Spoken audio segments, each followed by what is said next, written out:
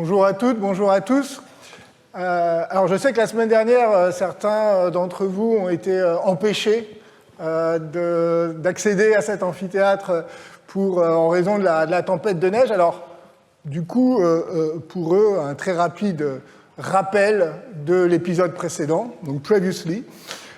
J'ai assisté la semaine dernière sur le caractère protéiforme du charlatan. Comme personnage social, il désigne à la fois le vendeur ambulant de remèdes miracles et l'aventurier de haut vol séduisant la bonne société, mais aussi, plus largement, de nombreuses occurrences de faux savants ou d'imposteurs. Comme figure polémique, il relève d'un répertoire de la controverse intellectuelle. Il est utilisé pour dénoncer ceux et celles qui ne possèdent pas l'autorité ou la légitimité savante, qui ne respectent pas les règles du débat scientifique ou qui sont accusés de tromper le public, d'abuser de sa crédulité, de le séduire au lieu de le convaincre. Enfin, nous avions vu que le charlatan avait une dimension politique, notamment chez Condorcet. Il évoque la menace que la séduction de la parole et la crédulité populaire font peser sur les mécanismes démocratiques. L'hypothèse qui guide ce cours, par laquelle j'avais terminé, c'est que l'importance accordée aux charlatans dans la culture des Lumières tient à une anxiété à l'égard des mutations de l'espace public, des formes de l'autorité intellectuelle et des nouvelles pratiques savantes. Bon, ça, c'est le résumé sérieux. Ceux qui étaient là savent qu'il était surtout question de Lucky Luke, de Quentin Tarantino, d'un médecin marseillais déguisé en druide et d'un ministre de la Santé anti-vax. Bon, mais on va faire semblant que les choses sont sérieuses. Et d'ailleurs, aujourd'hui, nous allons être très sérieux. On va s'appliquer à essayer de définir le charlatan, donc retour aux sources du XVIIIe siècle. Alors, je termine sur mon résumé. La semaine dernière, justement, sans chercher à donner d'emblée une définition trop calibrée, j'avais proposé 4 critères qui, une fois réunis, permettent de circonscrire le phénomène du charlatanisme. Premièrement, la prétention à détenir un savoir, généralement gardé secret. Deuxièmement, la séduction rhétorique. Troisièmement, la théâtralité, la mise en scène de soi. Et enfin, quatrièmement, la volonté de tromper. Alors, ce dernier élément a suscité quelques interrogations et plusieurs personnes, après la séance, m'ont demandé si le charlatan cherchait vraiment toujours à tromper, s'il ne pouvait pas être lui-même dans l'erreur, persuadé du bien fondé et de l'efficacité de ses remèdes. Autrement dit, existe-t-il des charlatans de bonne foi ? Alors, ma première réponse, c'est que la tromperie est un élément, un trait essentiel du charlatan, sinon on est plutôt de l'ordre de l'erreur ou de l'hérésie. Ce sont des phénomènes un peu différents. Mais il est tout à fait possible que la frontière en réalité soit poreuse, qu'il y ait des cas où cette question soit justement l'enjeu de la discussion. Et donc, ma seconde réponse, c'est regardons de plus près. Et pour cela, commençons par étudier les dictionnaires et les encyclopédies du XVIIIe siècle. C'est donc l'objet de la séance. Alors, comme je suis légitimiste, vous le savez, dès qu'il est question de dictionnaire, je commence évidemment par le dictionnaire de l'Académie française et j'ouvre la première édition, celle de 1694, et on y lit d'abord ceci, c'est le début de la définition. Charlatan, vendeur de drogue, de thériaque, qui débite ses drogues dans les places publiques sur les théâtres. Alors, c'est un début de définition tout à fait classique, on n'a pas lieu d'être surpris, elle renvoie cette définition aux vendeurs de remèdes et d'élixirs, ceux qui ne possèdent pas d'officine stable, à la différence des apothicaires, qui eux ont pignon sur rue. Et donc, ces charlatans, ils exercent en plein air et ils vont de ville en ville. Le lien avec le monde du spectacle, j'avais insisté la semaine dernière sur cette origine, et on y reviendra dans 2 semaines, sur cette origine commune du charlatan et du saltimbanque, eh bien, elle est explicite ici, puisqu'il s'agit, quand il parle de théâtre, il s'agit évidemment de théâtre de rue, c'est-à-dire des planches posées sur des tréteaux, ce qu'on appelait alors des bancs. Le charlatan est donc, au sens propre, un saltimbanque, étymologiquement, celui qui fait des sauts sur un banc, qui fait des sauts sur une estrade.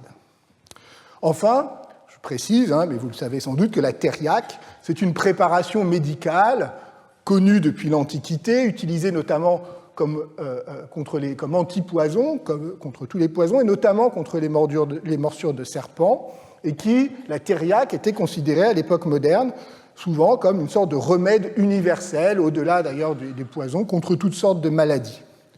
Alors sa composition, depuis l'Antiquité, a beaucoup varié. Il y entrait des dizaines de produits naturels. Chaque charlatan avait sa propre recette. C'était un ensemble de plantes médicinales, de la vipère séchée, qui normalement entrait dans à peu près toutes les compositions, quelques produits rares. Et la thériaque, de même que l'orviétan, qui est une variante, la thériaque est très associée au monde des empiriques et des charlatans, mais pas seulement, puisque au XVIIIe siècle, les apothicaires, la corporation des épiciers apothicaires, vendaient eux aussi de la thériaque, mais à la différence des charlatans, cette thériaque était préparée publiquement dans le cadre de la corporation, et je reparlerai plus largement de ce monde des épiciers apothicaires lorsque nous aborderons dans une autre séance la question des remèdes secrets au XVIIIe siècle. Alors la suite de la définition est intéressante aussi, vous voyez. Il se dit aussi, charlatan, d'un médecin qui est hâbleur, qui se vante de guérir toutes sortes de maladies. Alors vous voyez, on quitte le monde des vendeurs ambulants et des spectacles de rue pour passer du côté des abus de la médecine. Le charlatan est bien un médecin, mais un médecin fanfaron, vantard, qui prétend plus qu'il ne peut tenir. C'est l'univers des médecins dont se moque Molière, vous le savez bien, au même moment, enfin quelques années avant. Ces pédants qui parlent avec éloquence, qui sont très sûrs d'eux et qui ne guérissent jamais personne. Pensez notamment au célèbre Diafoirus, père et fils, ridiculisés dans Le Malade imaginaire. Et puis, l'article ajoute cette incise intéressante. Ah non, pardon, je suis allé trop vite. Voilà, juste ici. Plusieurs disent que pour être médecin, il faut être un peu charlatan. Le charlatan n'est pas l'opposé du médecin. La frontière est poreuse.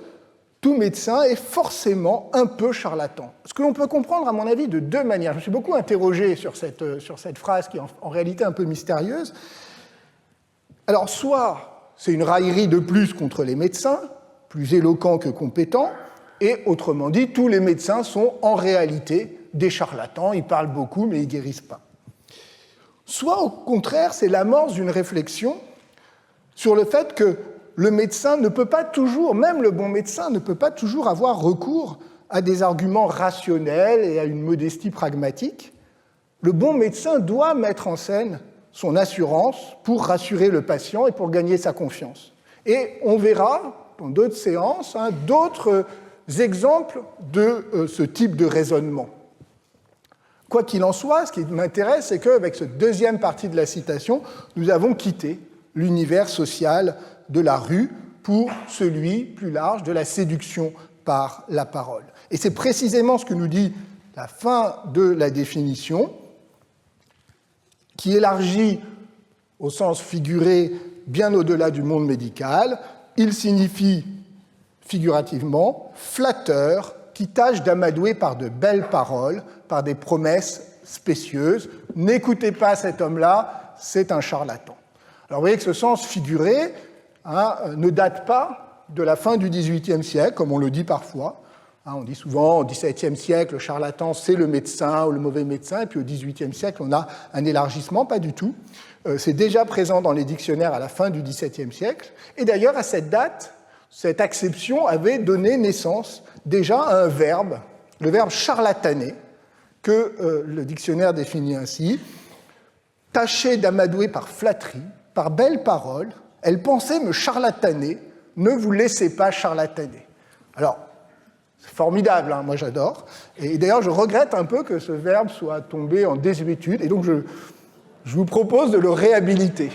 Je pense que si on s'y met tous, qu'on l'utilise, ça peut avoir un effet, ça serait vraiment formidable hein, de le remettre en usage. On dirait par exemple, oh là là, je me suis bien fait charlataner, ou alors, oh, il nous a charlatané.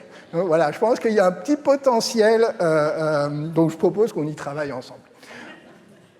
En tout cas, ce qui est intéressant avec le dictionnaire de l'Académie, c'est que, en tout cas au XVIIIe siècle, il le refaisait régulièrement. Aujourd'hui aussi, mais c'est plus long. Et donc, on peut suivre l'évolution de la définition. Alors, l'édition de 1718 se contente d'ajouter une phrase après la première partie de la définition.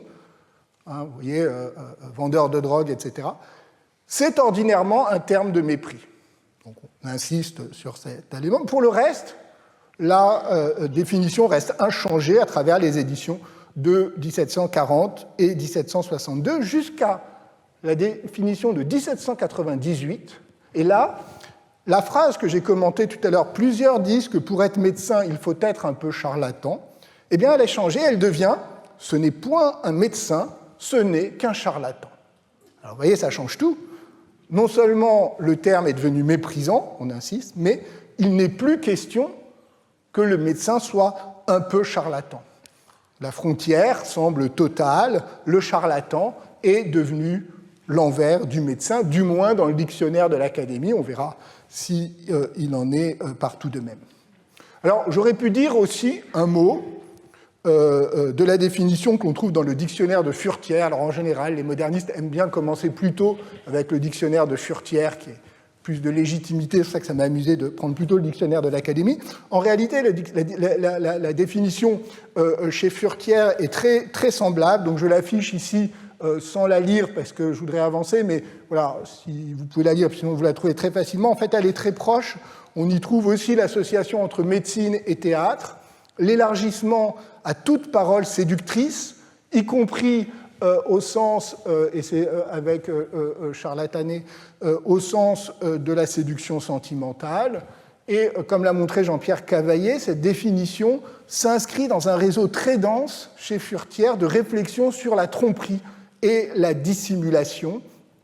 Et il y a tout un lexique de la tromperie, de l'intrigue chez Furetière. Et je note aussi que Furetière ajoute la référence italienne à l'étymologie et aux habitants de Cerreto dont on avait parlé, ce qui montre que cette étymologie était connue à l'époque. Alors, je passe maintenant à le passage incontournable, hein, lorsqu'on cherche un mot au XVIIIe siècle, c'est évidemment l'encyclopédie de Diderot et d'Alembert, je n'ai pas besoin de vous la présenter.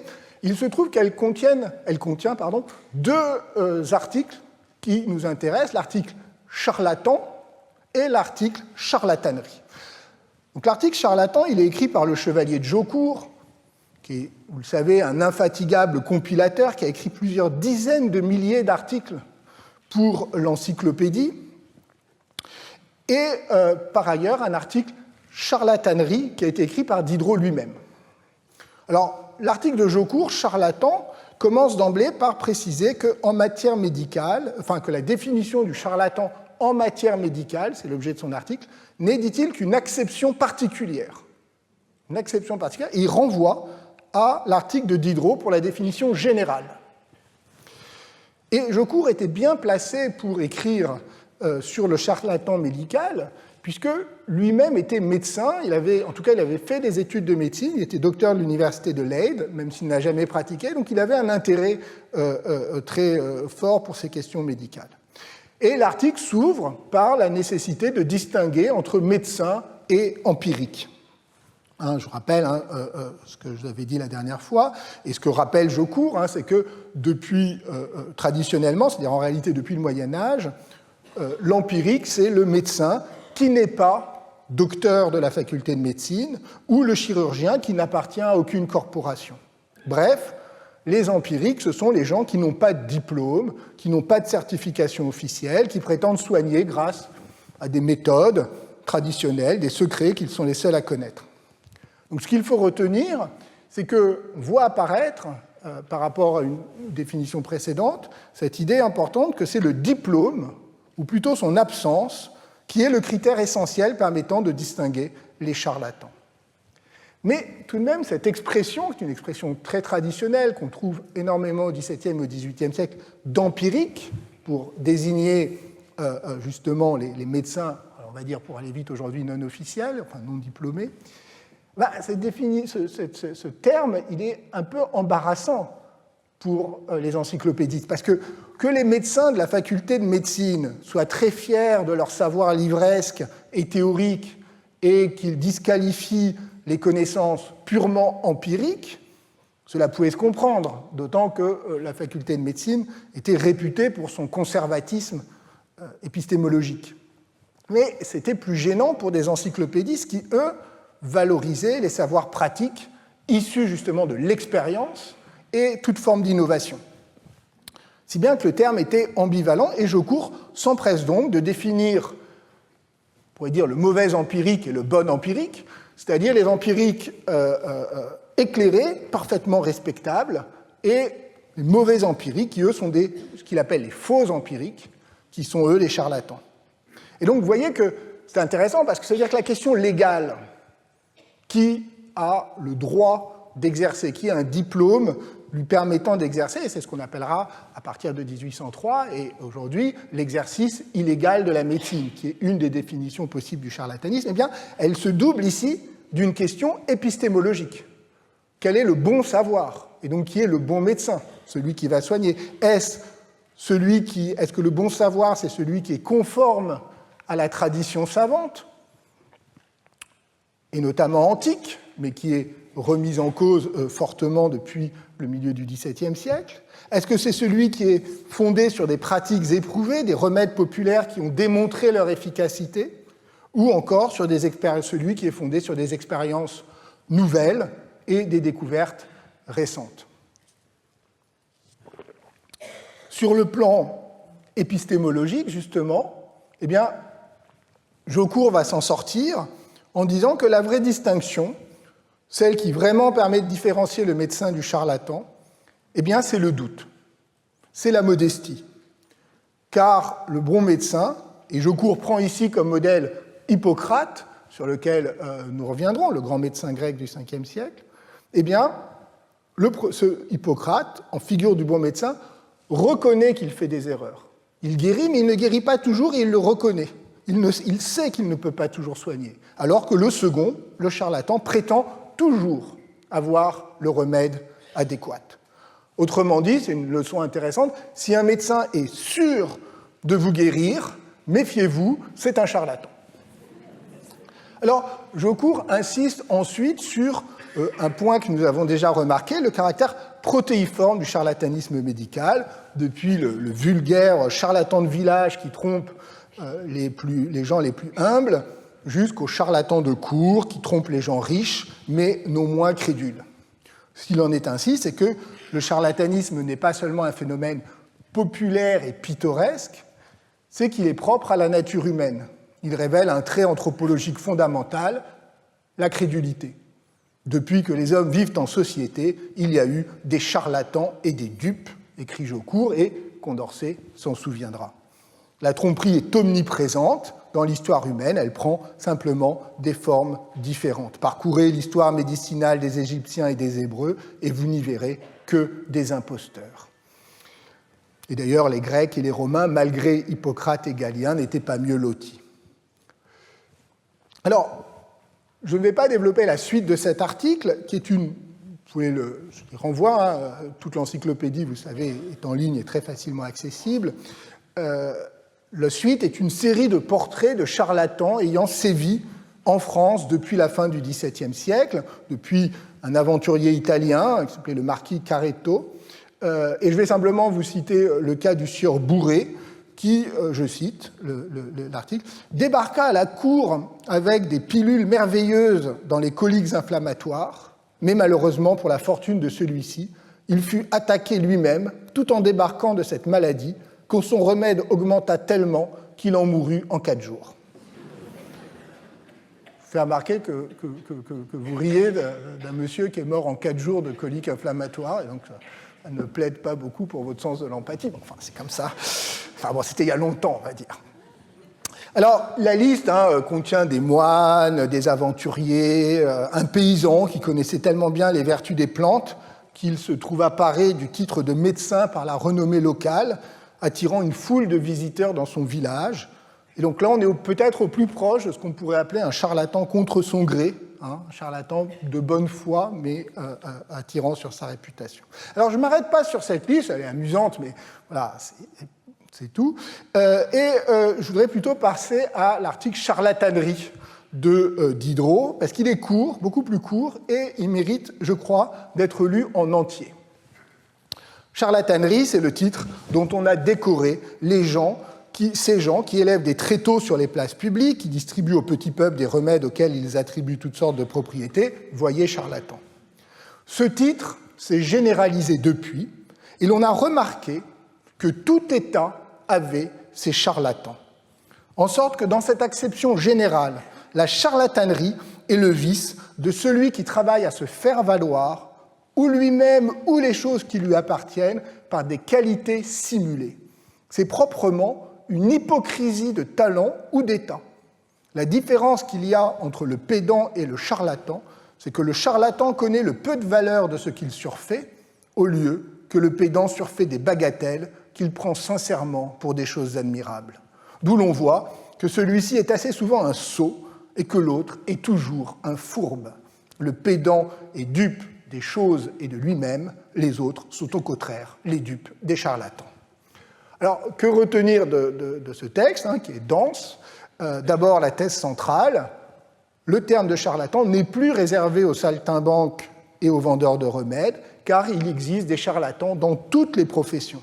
C'est la phrase centrale, tout État a ses charlatans. Le charlatan, c'est toute personne qui prétend avoir une compétence qu'il ne possède pas réellement. Il simule, il se fait passer pour ce qu'il n'est pas, il se vante. D'où cette formule, une hypocrisie de talent et d'état, ou d'état. Et donc au cœur du charlatanisme, il y a donc bien, premièrement, la vantardise. Le charlatan met en avant des qualités, il vous embobine en se mettant en valeur. Deuxièmement, le mensonge, ces qualités ne sont pas réelles. Et en ceci, le charlatan se rapproche de l'imposteur, de l'escroc, ce qu'on appelait aussi au XVIIIe siècle un fripon. Celui qui prétend être un remarquable avocat mais qui ne connaît pas la loi et vous fait perdre votre procès est un charlatan. Celui qui prétend être un riche aristocrate étranger alors qu'il n'est qu'un aventurier sans vergogne est un charlatan, etc. Puis, Diderot, vous le voyez, conclut un peu brutalement, il faut bien le dire, par le passage, par cette distinction parallèle entre le pédant et le charlatan. Alors, ça pourrait paraître curieux, on aurait pu plutôt penser, avec ce qui précède, qu'il allait comparer le charlatan à l'imposteur ou le charlatan au fripon. Alors, pourquoi le pédant ? Eh bien, c'est un signe d'un déplacement vers la question des vices intellectuels. Ce que Diderot a en tête, c'est ce qu'on appelait à ce moment-là la charlatanerie littéraire ou la charlatanerie philosophique, et notamment depuis le succès européen d'un livre publié en latin en 1715 par un savant allemand, Johann Burkhard Menke, qui a été traduit dans toute l'Europe, et notamment en français en 1721. Alors, je ne développe pas aujourd'hui, je ferai une séance complète consacrée à Menke, et donc son livre s'appelait « La charlatanerie des savants » ou « La charlatanerie des érudits », et je consacrerai un chapitre à cette question, qui est un long débat tout au long du XVIIIe siècle sur cette question de la charlatanerie des savants. Mais pour le moment, je retiens ce parallèle entre deux vices intellectuels, le pédant et le charlatan, qui sont deux figures repoussoires pour les philosophes des Lumières. D'un côté, le pédant, c'est l'érudit ennuyeux, celui qui se perd dans des détails qui n'intéressent que lui, qui est incapable de faire la distinction entre l'important et l'accessoire, qui est prisonnier de l'esprit de sérieux, qui ne réussit pas à prendre de la distance à l'égard de son propre savoir et de sa propre position, si bien qu'il parle toujours comme s'il s'adressait à des élèves. De l'autre côté, le charlatan qui ne sait rien, mais fait croire qu'il possède une science inépuisable. Au fond, ce sont deux façons illégitimes et symétriques d'essayer d'en imposer à son public. Or, le philosophe, tel qu'il a été défini par le grammairien Dumarsais, dans un texte de 1730 qui a d'abord beaucoup circulé de façon clandestine, puis qui a été publié dans l'encyclopédie, justement, comme une sorte de programme socio-culturel pour les hommes de lettres, eh bien, le philosophe, c'est celui qui, justement, se tient à égale distance de ces deux périls. À la différence du pédant, il ne veut jamais ennuyer, il traite ses interlocuteurs avec politesse. À la différence, inversement, évidemment, à la différence du charlatan, son savoir est réel et il se dévoue à la vérité.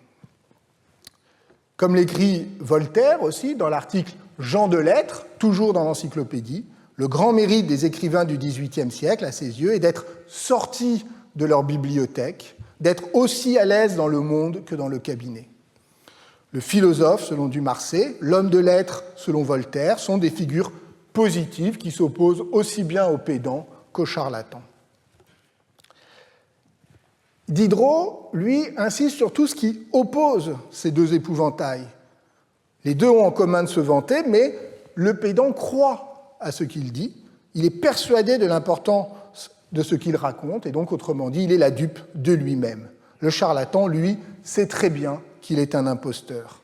Autrement dit, si on retient le critère de la tromperie volontaire, c'est-à-dire de l'hypocrisie, pour parler comme Diderot, eh bien, on passe du pédant au charlatan. Autrement dit, le charlatan de bonne foi n'est qu'un pédant. Alors, je viens de citer Voltaire il y a un instant. Or, il se trouve que Voltaire a répondu à ces deux articles de l'encyclopédie. Il y a répondu, ou plus exactement, il les a prolongés, car de 1770 à 1772, il publie plusieurs volumes des questions sur l'encyclopédie.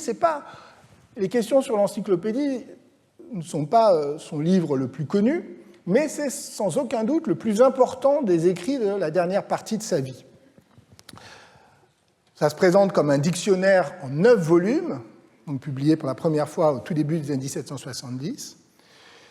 Et Voltaire recourt à nouveau au principe alphabétique qu'il avait déjà utilisé dans le dictionnaire philosophique portatif, avec lequel, d'ailleurs, les questions sur l'encyclopédie ont souvent été confondues dans les éditions du XIXe siècle. Mais je passe, car nous disposons aujourd'hui d'une formidable édition de référence, publiée à la Voltaire Foundation par Nicolas Cronk et Christiane Mervaux.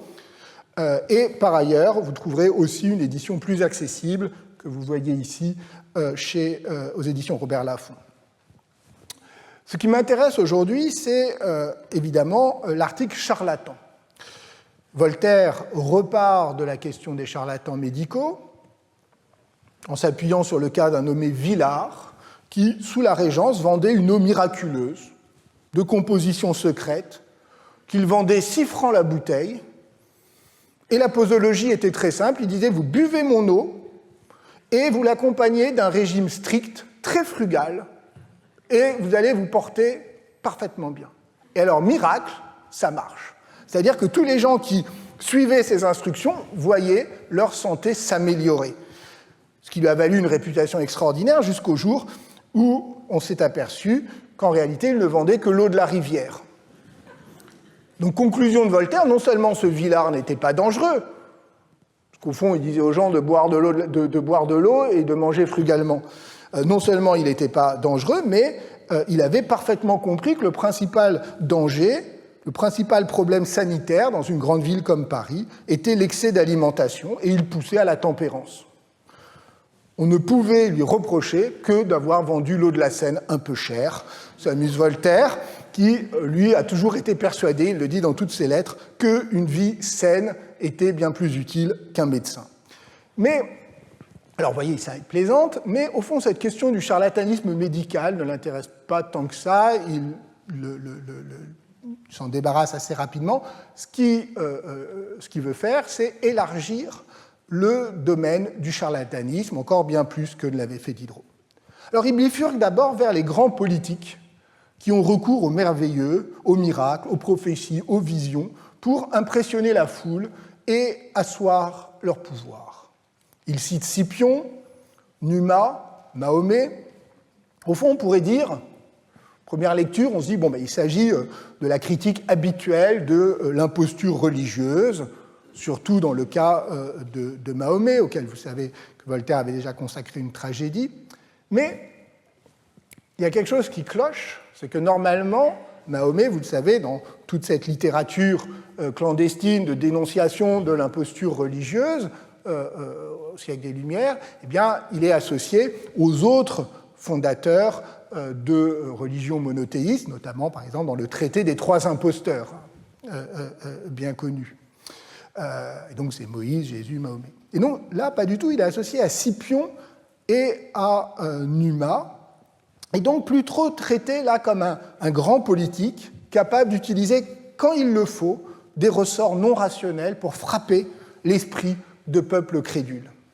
Et le fait donc qu'il soit associé à Scipion l'Africain, le héros des guerres puniques, qui faisait croire à ses soldats qu'il était inspiré par les dieux, est tout à fait révélateur. Après les grands politiques ayant recours à du surnaturel, Voltaire se penche sur le charlatanisme intellectuel. La transition est immédiate puisque le texte passe très brutalement de Mahomet à Socrate, avec cette question rhétorique: n'y avait-il pas un peu de charlatanisme dans Socrate avec son démon familier ? Puis il s'en prend à Charles Rollin, le grand historien de l'Antiquité de la première moitié du XVIIIe siècle, qui, dans son éloge de Socrate, avait rapporté l'épisode selon lequel l'oracle d'Apollon à Delphes avait déclaré que Socrate était l'homme le plus sage, et Voltaire commente: comment ne fait-il pas connaître à la jeunesse que c'était une pure charlatanerie ? Socrate prit mal son temps, peut-être 100 ans plus tôt, il aurait gouverné Athènes. Donc, ici, Socrate est rangé dans le lot de ces habiles charlatans. Alors, c'est vraiment intéressant parce que on aurait tendance, et j'y reviendrai beaucoup plus longuement la semaine prochaine, à associer les charlatans aux sophistes. Et d'ailleurs, Voltaire a beaucoup contribué lui-même à façonner le mythe d'un Socrate philosophe, victime de la persécution, emblème universel selon l'expression de l'historien Paulin Ismar. Il s'inscrivait à la fois dans Voltaire, en faisant ça, dans une longue tradition d'interprétation qui faisait de Socrate la victime des sophistes, mais aussi dans son époque, puisque de Diderot à Mendelssohn, bien des philosophes des Lumières se sont identifiés ou ont été identifiés à Socrate, tandis que les représentations littéraires ou picturales se multipliaient pour culminer, vous le savez, avec le célèbre tableau de Jacques-Louis David sur la mort de Socrate. Dans ce contexte, il peut paraître surprenant que Voltaire décide de présenter Socrate comme un philosophe charlatan. C'est bizarre, ça ne colle pas avec ce qu'on sait par ailleurs, mais il se trouve pourtant que ce passage n'est pas du tout une anomalie, car si on regarde de près, eh bien, il existe plusieurs occurrences chez Voltaire de cette critique du charlatanisme de Socrate. Et on en trouve plusieurs occurrences, toujours référées à ce même motif du démon familier. Alors, vous allez me dire, Voltaire aimait bien se répéter, c'est pas faux, mais par exemple, il écrivait déjà dans les lettres, la 13e des lettres philosophiques: il y a des gens à la vérité qui prétendent qu'un homme qui se vantait d'avoir un démon familier était un fou ou un fripon. Alors, je ne m'attarde pas trop longtemps sur cette question du démon de Socrate, son daimonion en grec, qui désigne chez Platon, quand Platon ou Xénophon parlent de Socrate, eh bien ce daimonion, c'est un signe divin. C'est pas un démon comme on va dire, c'est un signe divin. Au fond, c'est une inspiration divine qui guide certains choix de Socrate et qui se rapproche plutôt des pratiques grecques de la divination. Et c'est plus tard, en réalité, c'est dans les écoles platoniciennes plus tardives que la tradition s'est imposée de se référer à un démon de Socrate comme à une entité démonique intermédiaire entre les dieux et les hommes, comme s'il avait un petit démon qui lui parlait à l'oreille. Et cette tradition s'est perpétuée dans la culture moderne, et c'est là-dessus que Voltaire s'appuie. Sur le Daimonion de Socrate, je vous renvoie à un article très, très complet et très informé de Louis-André Dorion, et bien sûr, plus généralement pour tout ce qui concerne la puissance divine, le daimon dans la religion et la littérature grecque, au très beau livre de ma collègue Vinciane Pirène-Delforge, Daimon, modalité de l'action des dieux en Grèce ancienne, paru l'an dernier dans la collection Docet Omnia du Collège de France et des Belles Lettres. Alors, la question que l'on peut se poser, bien sûr, c'est la suivante. Pourquoi Voltaire tient-il à ironiser sur ce démon socratique ? Sans doute un peu pour se moquer des autorités, et notamment de celles et de ceux qui avaient tendance à idéaliser l'histoire ancienne. Mais surtout, et c'est là que ça m'intéresse particulièrement, pour porter le fer là où ça fait mal, pour montrer que même celui qui est censé être la référence de la raison, le philosophe persécuté pour ses idées, eh bien que même chez lui, il y a quelque chose d'impur, un usage de la superstition et de la crédulité, une sorte de petite filouterie. Là où Condorcet considère dans l'esquisse d'un tableau historique que la mort de Socrate, je cite, est le premier crime qui a enfanté la guerre de la philosophie et de la superstition, fin de la citation, eh bien Voltaire, lui, essaye de brouiller les cartes et les frontières. Ce n'est pas si évident qu'on a l'opposition du philosophe et de la superstition si le philosophe par excellence, le philosophe persécuté, eh bien, est lui-même un peu charlatan. Et à partir de là, il peut généraliser. Il est parti, il est lancé. Tout chef de secte en philosophie a été un peu charlatan. Et l'expression de chef de secte, vous voyez, elle lui permet d'associer philosophie, religion et politique, ce qui contribue encore à brouiller les frontières. Et le premier exemple qui lui vient, c'est Cromwell, mais la philosophie et les sciences ne sont pas en reste. Voici la suite. Les sciences ne pouvaient pas être sans charlatanerie. Ne pouvaient guère être sans charlatanerie. On veut faire recevoir ses opinions. Le docteur subtil veut éclipser le docteur angélique. Le docteur profond veut régner seul. Chacun bâtit son système de physique, de métaphysique, de théologie scolastique. C'est à qui fera valoir sa marchandise. Vous avez des courtiers qui la vantent, des sots qui vous croient, des protecteurs qui vous appuient. Vous voyez qu'ici, l'ironie voltairienne est très différente du ton qu'utilisera plutôt Condorcet, et 20 ans après, et qu'on avait commenté la semaine dernière, même si Condorcet était un grand admirateur de Voltaire. Nous ne sommes pas dans un face-à-face entre des philosophes désintéressés et des charlatans habiles.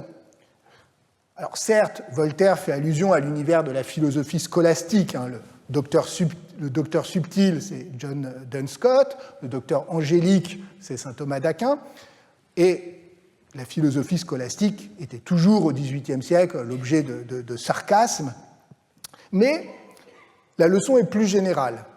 La charlatanerie est partout, car la science est aussi un monde social, marqué ou dominé par le désir, marqué par le désir de domination, de réussite, de célébrité, par des forces qui n'ont rien à voir avec la vérité.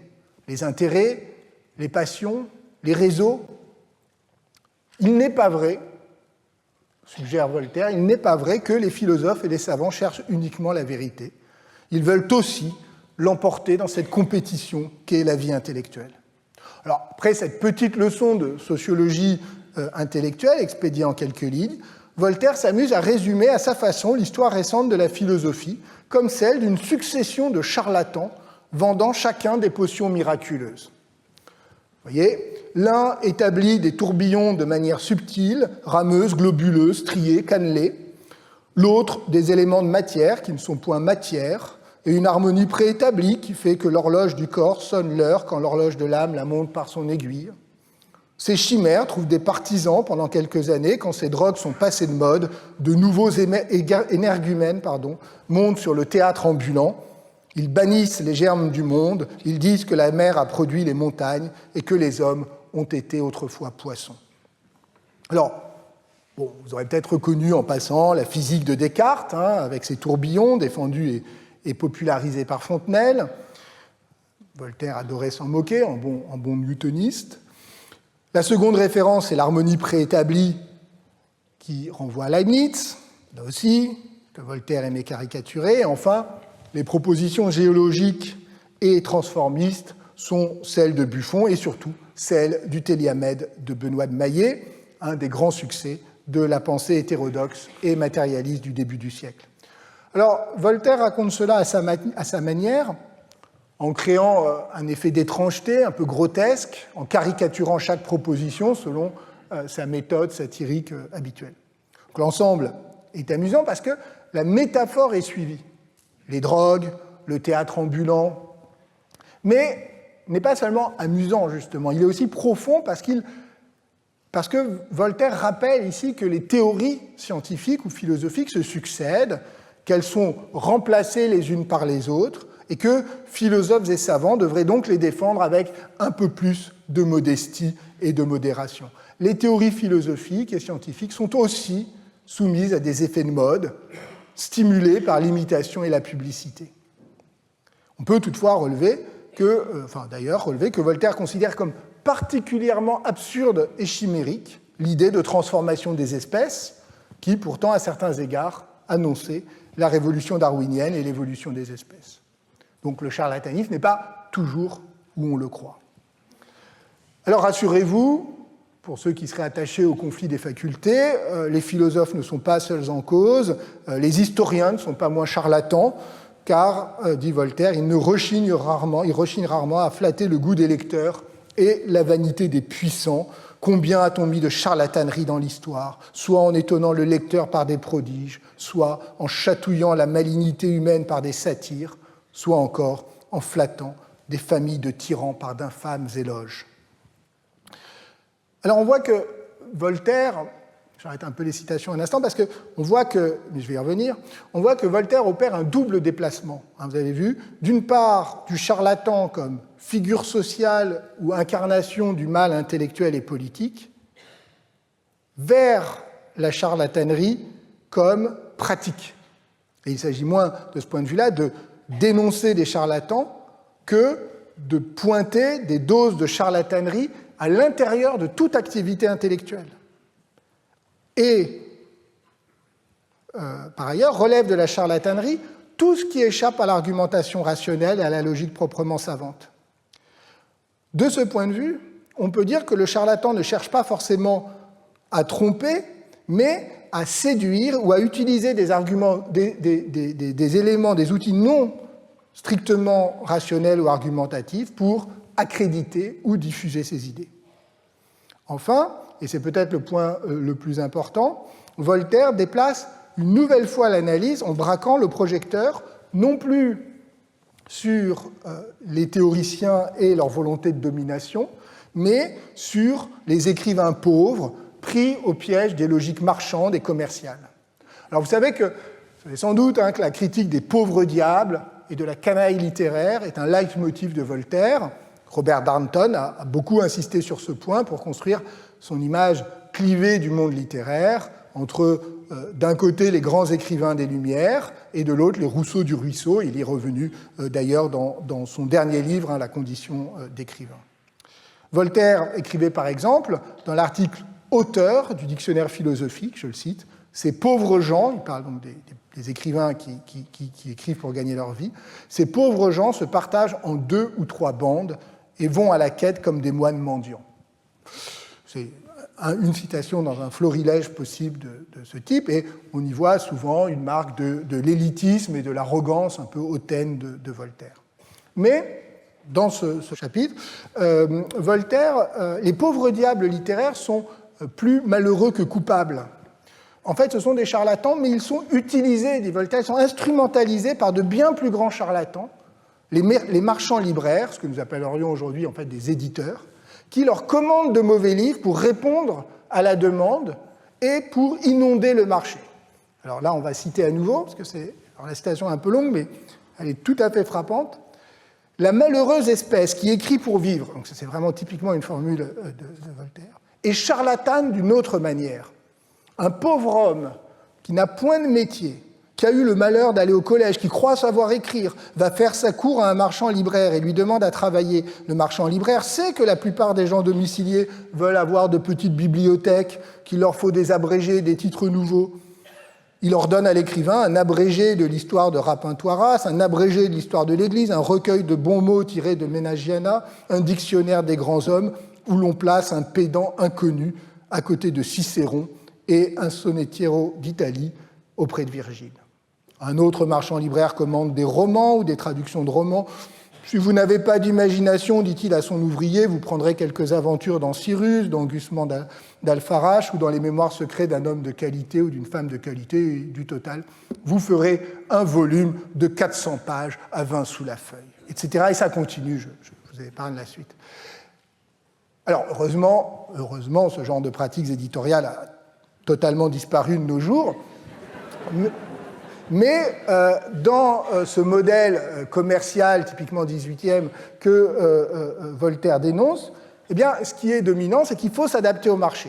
Les livres ne valent pas pour leur contenu, mais pour remplir les étagères de gens qui veulent avoir chez eux une bibliothèque. Il faut donc des nouveautés, ou plutôt des titres nouveaux pour des livres qui ne le sont pas, des compilations, des synthèses, des plagiats, des réécritures, le tout rehaussé par des noms d'emprunt.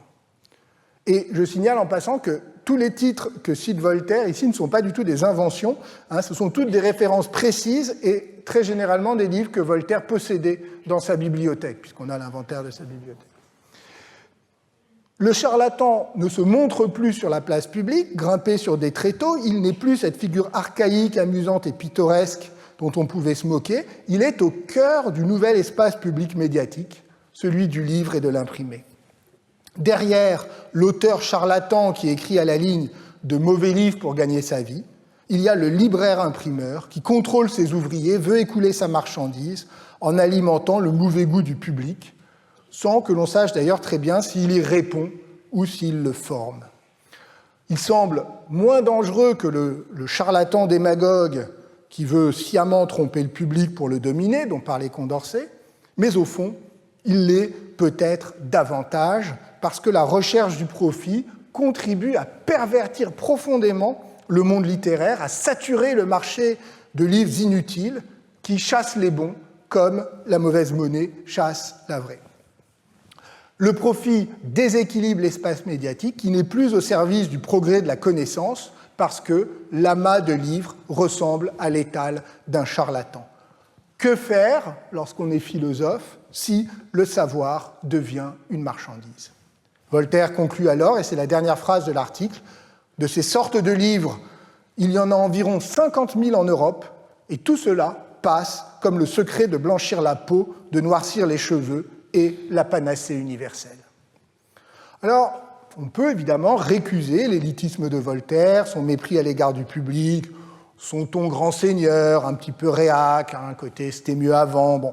Mais ce qui est intéressant, c'est que Voltaire n'hésite pas à s'inclure, au moins tacitement. Au tout début de l'article, je vous ai passé ce moment-là, il évoque en plaisantant des sachets contre l'apoplexie, qui étaient les sachets de l'apothicaire Arnoux. Et il les cite comme un symbole des remèdes de charlatans. Alors qu'est-ce que c'est ? C'était en fait des sachets qui étaient remplis d'une matière un peu volatile, sans doute du camphre en particulier, que vendait donc cet apothicaire, et donc il fallait porter autour du cou pour se protéger contre ce qu'on appelait les crises d'apoplexie. Les crises d'apoplexie au XVIIIe siècle, c'est au fond ce qu'on appelle aujourd'hui un AVC.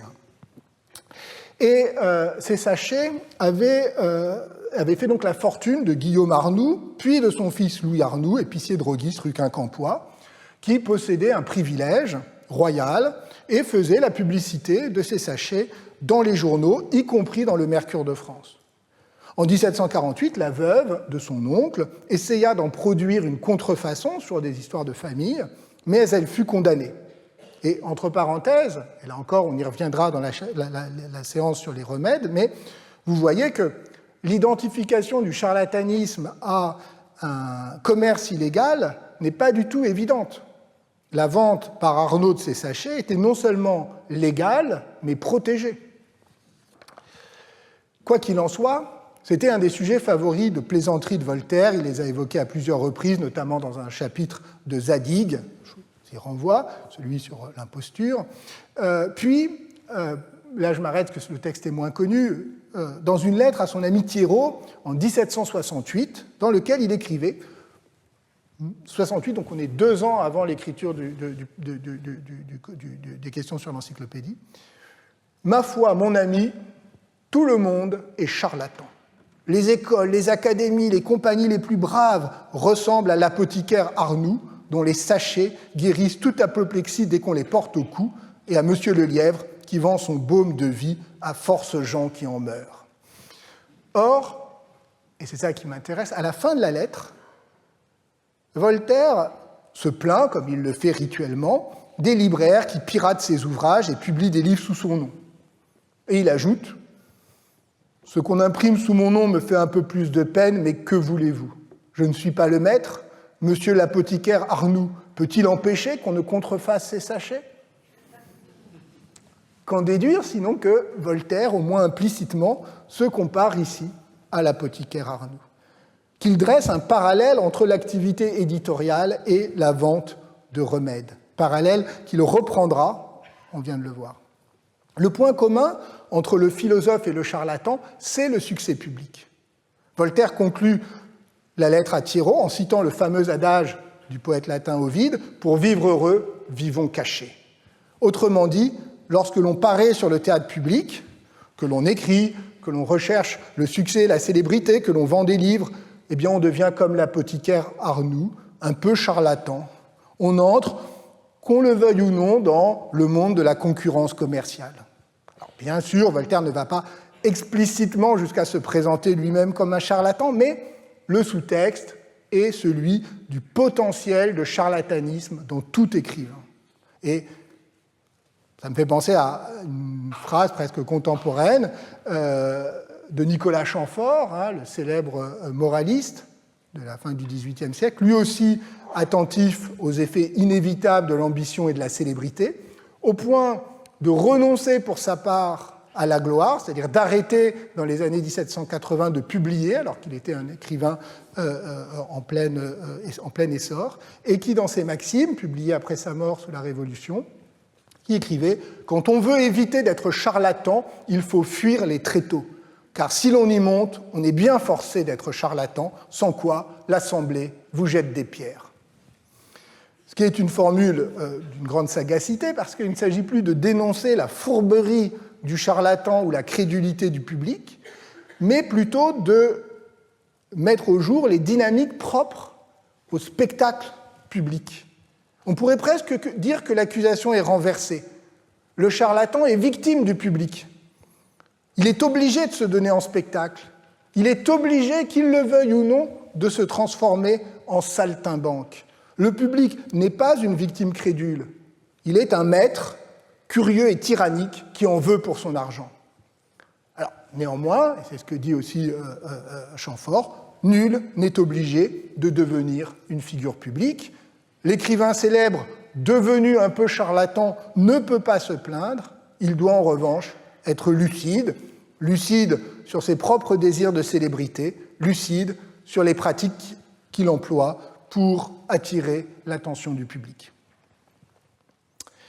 Alors après, pour finir, après l'encyclopédie, puis les questions sur l'encyclopédie, je poursuis mon parcours encyclopédique avec l'encyclopédie méthodique. Celle-ci, vous le savez peut-être, est une grande opération éditoriale menée par Panckouke, grand magnat de l'édition et de la presse à la fin du XVIIIe siècle, présentée et pensée comme une suite de l'encyclopédie de Diderot et d'Alembert, avec cette différence que la matière était désormais répartie en volumes thématiques confiés à des spécialistes. La publication débute en 1782, elle va durer 50 ans, elle s'achève en 1832 après la parution de 208 volumes. Elle est un peu moins connue, évidemment, que l'encyclopédie de Diderot et d'Alembert. Elle a pourtant été un succès éditorial. Et elle est très utile pour faire le point sur les savoirs à la toute fin du XVIIIe siècle. Or, on y trouve un très intéressant article charlatan. Celui-ci ne figure pas dans les volumes consacrés à la médecine, publiés sous la direction de Vicq d'Azir, mais dans les volumes de jurisprudence, ce qui montre que la question du charlatanisme était perçue avant tout comme une question de police au sens du XVIIIe siècle, c'est-à-dire d'administration, de régulation de la société et de protection du public. Et c'est d'ailleurs dans le 9e tome, spécifiquement consacré à la police et aux municipalités, paru en 1789, que figure l'article en question. L'article a été rédigé par le directeur du volume, Jacques Peuchet, qui était un juriste, né en 1758, proche des philosophes, notamment de l'abbé Morlet, qui était lui-même un économiste proche de Turgot. Sous la Révolution, Peuchet se montre un patriote modéré, favorable à une monarchie constitutionnelle, plutôt proche de Mirabeau. Ce qui est intéressant, c'est que d'emblée, le charlatan est considéré comme un imposteur. De façon très générale, le médecin charlatan n'étant qu'une catégorie particulière, et on retrouve ce thème. Voici les premiers mots de l'article. Charlatanisme, art de tromper le public en lui persuadant qu'on a des talents, un mérite, des secrets inconnus des autres hommes. On retrouve bien d'emblée cette idée de tromperie et toutes les connotations de ce que Diderot appelait l'hypocrisie de talent. Et l'article distingue ensuite 4 catégories. Le charlatan proprement dit, défini de manière large comme un fripon, donc un trompeur, quelqu'un qui trompe. L'empirique, qui est une espèce de charlatan appliqué à la médecine. Et troisième catégorie, l'affronteur. Alors l'affronteur, c'est intéressant, on en reparlera peut-être, mais l'affronteur, c'est un terme, aujourd'hui n'est plus utilisé en ces termes, mais qui était très utilisé au XVIIIe siècle, enfin assez utilisé au XVIIIe siècle pour désigner ce qu'on appellerait aujourd'hui tout simplement un escroc. D'ailleurs, c'est défini ainsi par Peuchet, c'est celui qui propose des plans, des projets, qui semblent très sérieux, et puis une fois qu'il a empoché l'argent, ne remplit pas ses promesses, et il se révèle ouvertement pour ce qu'il était. Bon, c'est Bernard Madoff, si vous voulez.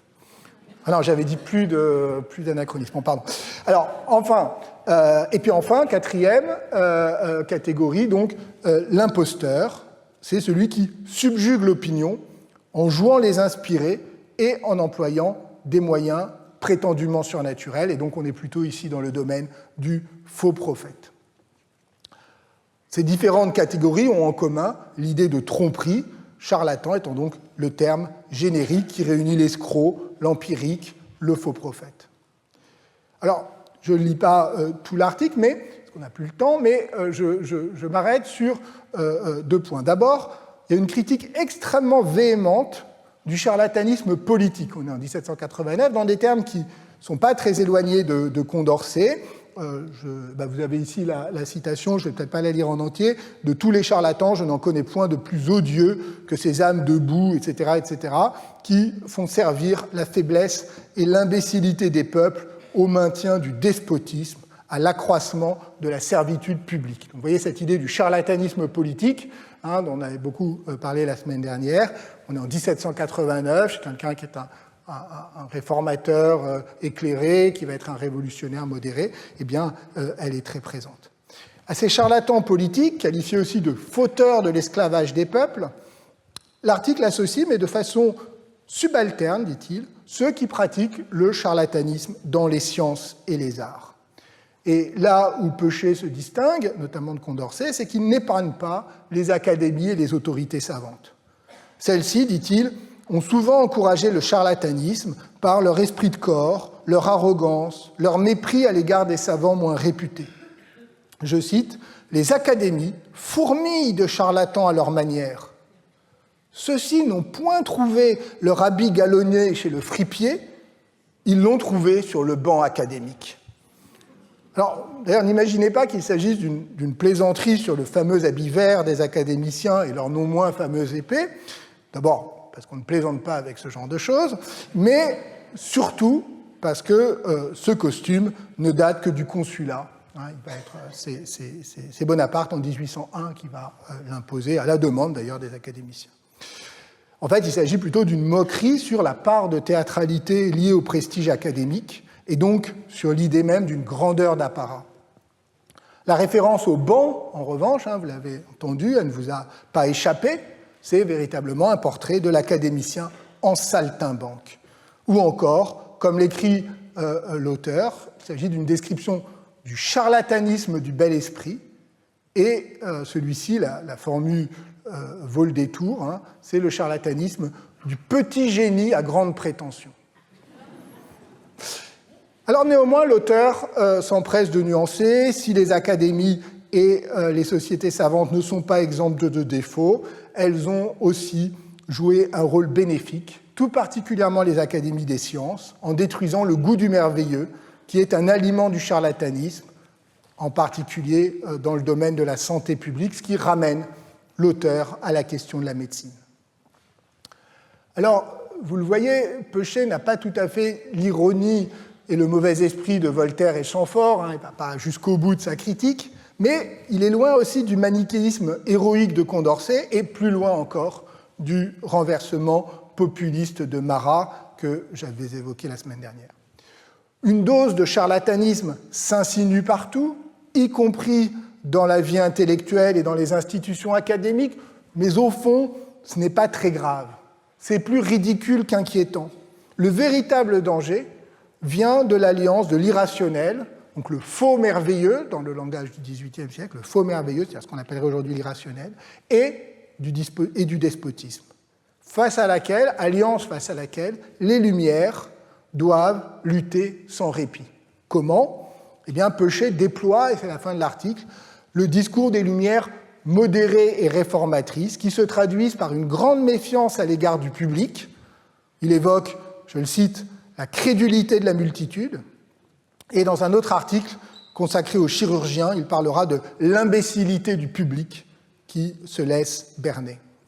Et donc, par conséquent, la solution qui s'impose, c'est l'action éclairée de l'administration qui doit réguler les charlatans comme une profession dangereuse. Peuchet compare la police des charlatans à celle de la prostitution. Et au fond, c'est l'alliance du savoir et du pouvoir au service d'une administration éclairée et paternaliste qui doit permettre de protéger le public pour son propre bien contre les atteintes des charlatans. Et l'article s'achève par une longue discussion des réglementations concernant les charlatans et les empiriques. Et vous voyez ici une sorte d'origine, enfin, ce n'est pas un point d'origine, mais on pourrait tirer le fil jusqu'aux réglementations sur la santé mentale que j'évoquais la dernière fois et qui suscitaient les réactions indignées de patients demandant qu'on leur laisse leurs charlatans, en disant nous ne sommes pas mineurs, nous sommes capables de juger. Alors, 2 mots pour conclure cette séance, vraiment 2 mots. Comme vous le voyez, tous ces textes hésitent en réalité, ou en tout cas circulent entre 2 positions, ou font entendre 2 tonalités. La première critique vertement les charlatans, qu'il s'agisse des médecins sans diplôme ni qualification, des mauvais écrivains ou des charlatans politiques, qui tous trompent le public en faisant croire à des compétences usurpées. Et la seconde tonalité est un peu différente car elle brouille la frontière. Il y a de la charlatanerie partout. Non seulement chaque État a ses charlatans, comme dit Diderot, il y a des faussaires dans toutes les professions, mais il existe une part de charlatanerie dans tous les métiers, du moins dans toutes les professions qui ont un lien avec le public. Dès lors que l'on recherche le succès, que l'on cherche à plaire, à persuader, il est presque impossible de ne pas être un peu charlatan. Voltaire étant celui qui va le plus loin dans cette autocritique, mais au fond, elle est l'horizon de tous ces textes. Deuxièmement, j'ai dit 2 mots, tous ces textes ont fait, vous l'avez vu, de la tromperie le critère du charlatanisme, du charlatan. Alors, je pourrais facilement triompher, mais ce n'est pas mon genre, vous le savez. Mais, bien sûr, en revanche, je préfère plutôt signaler qu'en réalité, il y a évidemment un biais. Il y a un biais, vous l'avez compris, c'est que tous ces textes sont normatifs, ils sont tous écrits du point de vue de la dénonciation des charlatans, de leur disqualification. Et il faudra, par la suite de ce cours, leur opposer, si c'est possible, la défense des charlatans, bien que les sources, évidemment, soient plus rares, mais nous en trouverons, pour estimer dans quelle mesure certains charlatans, en tout cas certains empiriques par exemple, pouvaient de bonne foi juger leurs remèdes efficaces. Provisoirement, concluons que, pour répondre à la question que j'ai posée au début, que la tromperie est indubitablement un trait de la figure polémique du charlatan. Il reste à savoir si ceux qu'on désigne sous ce terme cherchent toujours à tromper. Je vous remercie.